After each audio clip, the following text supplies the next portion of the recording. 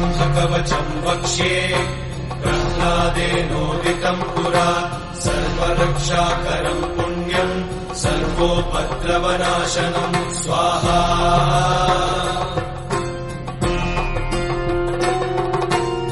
सर्वसम्पत्करम् चैव स्वर्गमोक्षप्रदायकम् ध्यात्वा नृसिंहम् देवेशम् हेमसिंहासनस्थितम् स्वाहा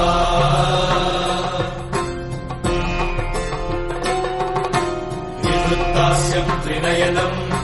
शरदिन्दुसमप्रभम् लक्ष्म्यालिङ्गितवामाङ्गम् विभूतिनिरुपाश्रितम् स्वाहा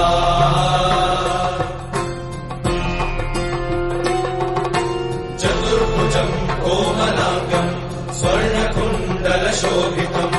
श्रिया सुशोभितोरस्कम् रत्नकेयूरमुद्रितम् स्वाहा